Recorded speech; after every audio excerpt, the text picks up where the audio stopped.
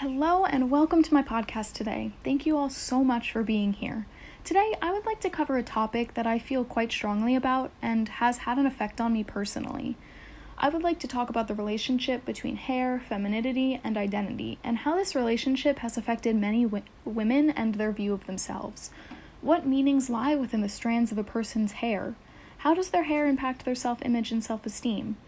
When we take a look at our society today, how are some people handling these notions and beliefs? Towards the end, I would also like to share a bit of my personal experience as well. Let's jump right into it, shall we? Now, what does femininity really mean? How can it be defined? Truthfully, I don't think femininity can be defined. It's interpreted differently by everyone and felt differently by everyone. If you want a strict dictionary definition, you could say, quote, the quality or nature of the female sex, the quality, state, or degree of being feminine or womanly, end quote. Personally, I do not like this definition. It depends too much on the binary and is too strict in its form. However, I did come across a definition that I favor a bit more. Quote, being feminine means I am okay with who I am, no matter what type of girl I am, what clothes I like to wear, or how I relate to the concept of family in my personal life. I enjoy my feminine side when it shows up, and my masculine side when it emerges, and I accept others for who they choose to be. End quote. Of course, everyone can define femininity differently and embody it in their own way. There is nothing wrong with identifying with either definition. Just be whoever you want to be, and express yourself in whatever way makes you happy and brings you joy. Now, to understand this relationship between hair, femininity, and identity, we have to take a look into the symbolism of hair. What are the cultural implications of hair? Hair is viewed differently within many cultures. It can carry great significance and meaning, or none at all. It truly depends on the cultural beliefs that lie within. A beautiful quote that I thought embodied this understanding well states, quote, hair is never just hair.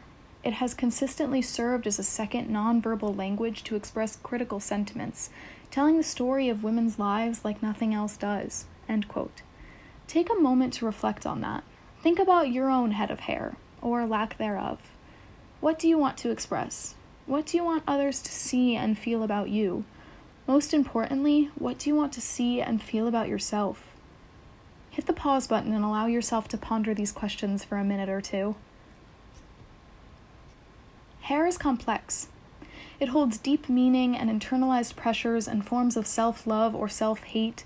There are beliefs under hair that could never fully be grasped by viewing the simple exterior from a separate perspective. In a series of essays following the influence of hair on patients suffering with eating disorders, it stated, quote, hair was something that helped them manage their despair with their bodily flaws and imperfections.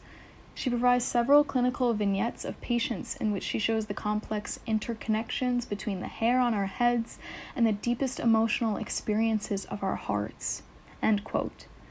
I believe that hair is an outlet for many of us, but it takes us some time to realize that and see the connection we have with the hair on our heads. Our hair is a part of our identity, and for centuries, others have been told to change their hair and the way that they look to meet standards of beauty and to fit in with society. Don't cut your hair, you'll look like a boy. You should straighten your hair more often. You should never dye your hair, your natural color is too nice. Boys like long hair better. You should leave your hair natural. You should really tame your natural hair.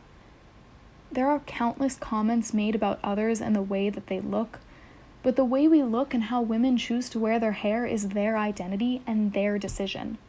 Within these identities, however, are stigmas. What lies behind the looks we choose, the marks we did not ask to bear. In an article covering beauty, morality, and race in Venezuela, the author writes, quote, she is contained in a corset and has worked to make her rebellious, woolly hair as straight as possible. It is this physical control of self that is credited in the passage for the fact that Evelyn gives off an odor of order, symmetry, command, end quote. Based on the woman being described, it is implied that stigma lies behind her hair. She must tame her coarse locks in order to be a woman of high esteem. Her natural hair leaves a mark of disgrace and low class. She is messy and not put together. There is a lack of approval of her rebellious, woolly hair. She is stigmatized. In this section of the article, the woman, Evelyn, is trying to make herself look more white. She is attempting to wipe her culture and ethnicity away. She is trying to fix herself. Unfortunately, this experience is not specific to this woman. Another article on the psychology of hair and self-perception states, quote, hair in all cultures is an established standard to indicate religion, social rank, marital status, age, and other status symbols. In Africa, the wearing of one's hair in certain styles was indicative of these traits, symbolizing rank and status in culture. In an effort to repress the beauty of black hair, European features were established as the accepted standard of beauty. Europeans would shave the heads of Africans upon arrival to the Americas to symbolize their removal from their cultures. End quote. The truth of the matter is, we have all been taught at one point or another what hair is acceptable, how our hair should look, and what that means for us. The article goes on to explain, quote, the oppression of black hair and the beauty of different styles characterized after 2 centuries of enslavement perpetuated the ideology that lighter skin and straighter hair are ideal for black women to attain status and economic mobility. End quote. We are forced into a box at a very young age, to fix what our cultures do not accept, to make ourselves appear more presentable, to fill a mold.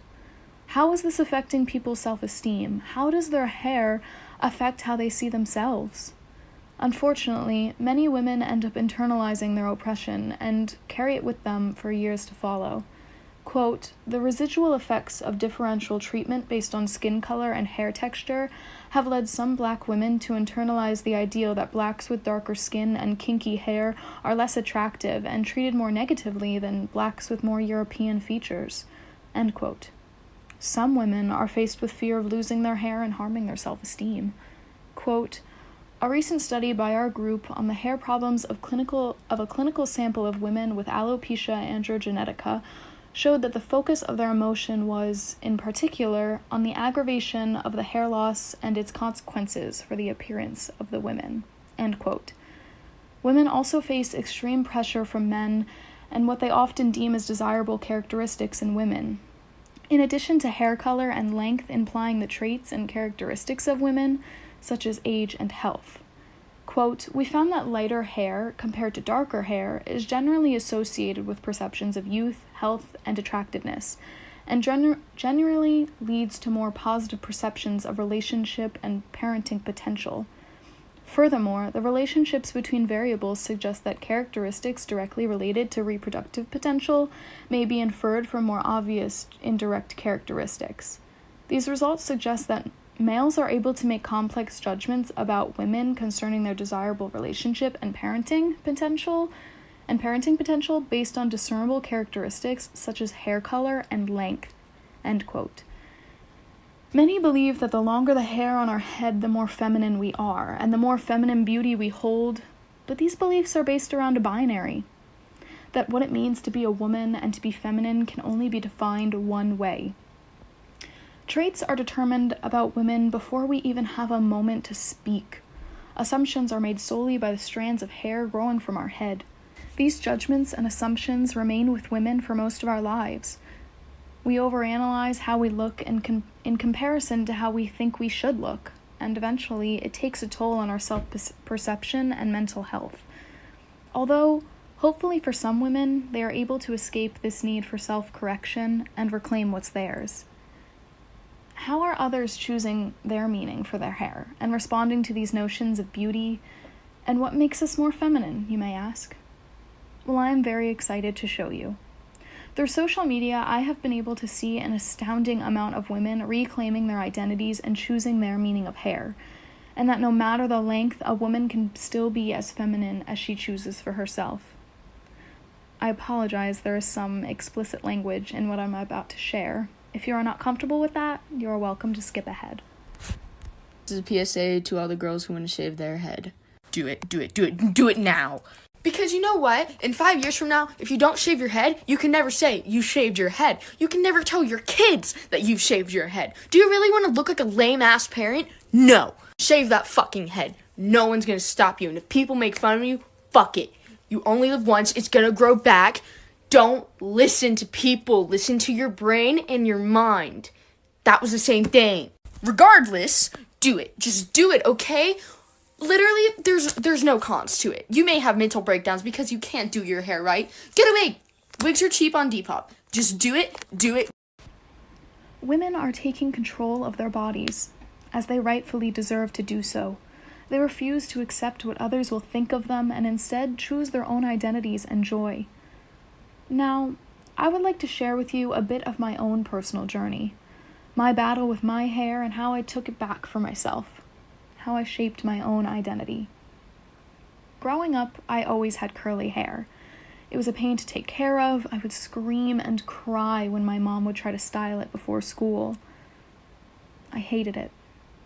I felt ugly, I felt dirty and unwanted.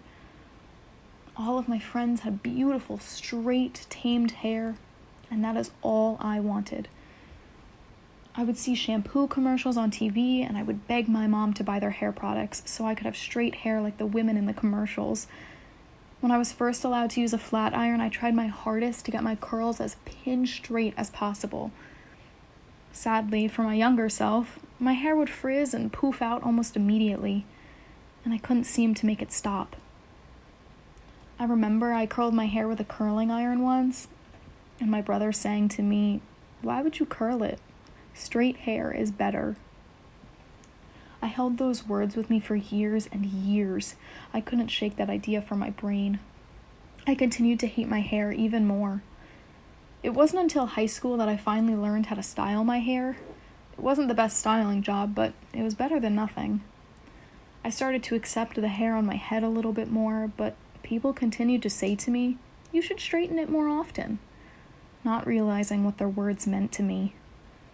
I never cut my hair because boys always liked it longer, and longer hair was always more attractive and desirable. It's kind of ironic because I like women now. I was automatically more feminine with hair down to my butt.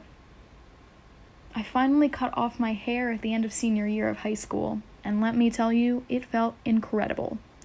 Freeing, yet still feminine. I felt cute, I really loved my hair, and I loved my curls. I came to a point where I loved looking in the mirror.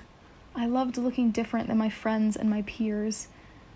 Eventually, after my freshman year of college, I came to a realization.